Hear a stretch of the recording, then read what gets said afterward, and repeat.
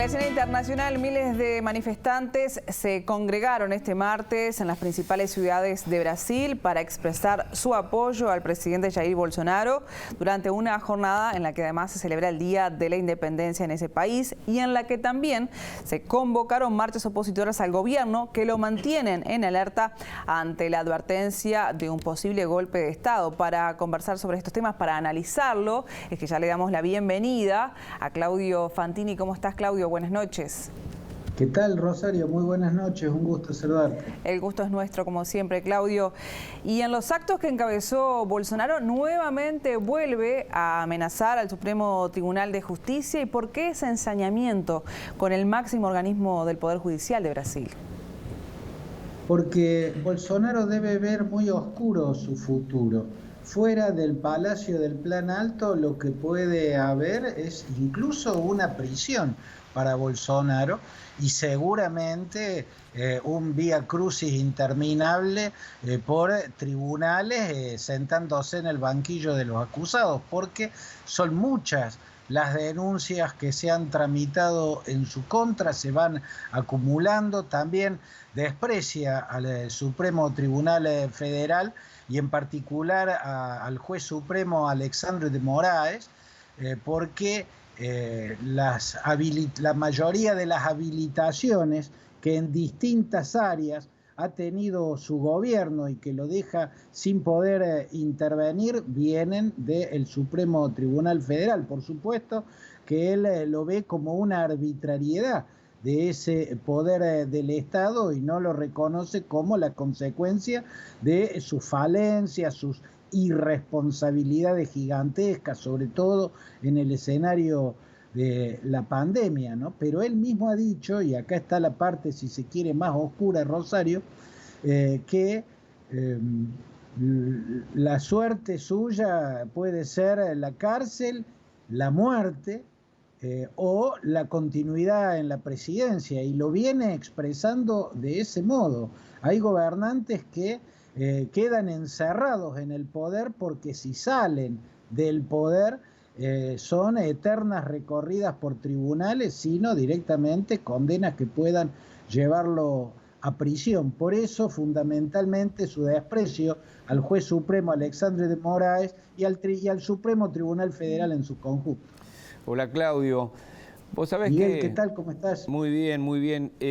Visto desde Uruguay, estos son 10 segundos nada más, esto casi lo pasara con un presidente uruguayo, sería un presidente encabezando una asonada contra el Poder Judicial. Pero más allá de eso, ¿hay algún argumento legal o que ensaye Bolsonaro algún argumento para permanentemente respaldarse en las Fuerzas Armadas para que intervengan contra otros poderes del Estado?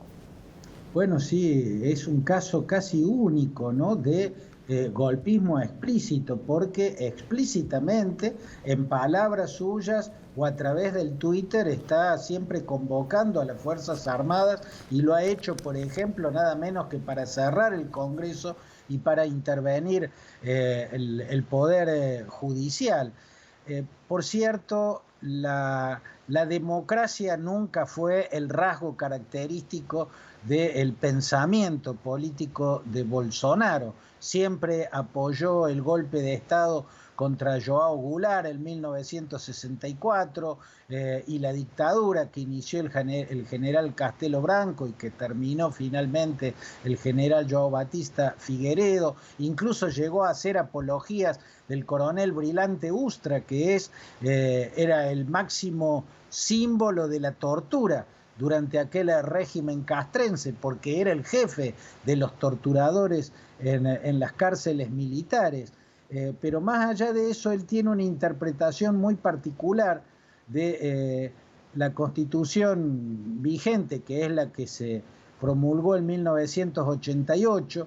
Él entiende que el artículo 142 de la Constitución de 1988 habilita una intervención militar contra alguno de los poderes del Estado. Esto es descabellado, pero él lo entiende así y algunos militares también lo entienden de ese modo. En el artículo 142 se establece la obligación de los militares a defender la patria, a garantizar el funcionamiento de los poderes constitucionales y por iniciativa de cualquiera de estos poderes constitucionales preservar la ley y el orden, ¿no? Entiende Bolsonaro y quienes profesan esas posiciones golpistas que preservar la ley y el orden es lo que justifica la intervención militar contra João Goulart en 1964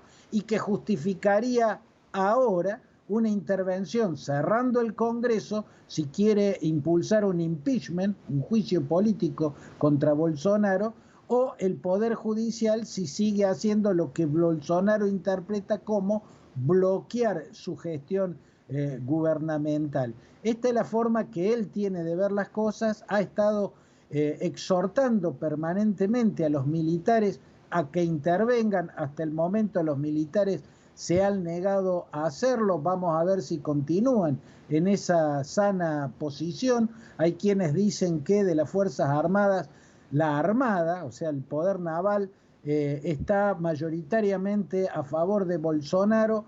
En el ejército el generalato se divide, pero todos coinciden en que de capitanes para abajo, todos apoyan en bloque a Jair Bolsonaro. Lo que no ha logrado hasta ahora es que las Fuerzas Armadas acepten jugar el papel que él les está pidiendo, que es el de aplicar un golpe de Estado. Y lo va a seguir pidiendo en la medida en que se acerca a unas elecciones, la del año próximo, donde hasta ahora, y por más océano de gente que pueda movilizar, como lo hizo hoy, según todas las encuestas, perdería en una segunda vuelta ya no solo con Lula, sino contra cualquier otro candidato. Eso es lo que hoy están indicando las encuestas y a eso le teme mucho Jair Bolsonaro.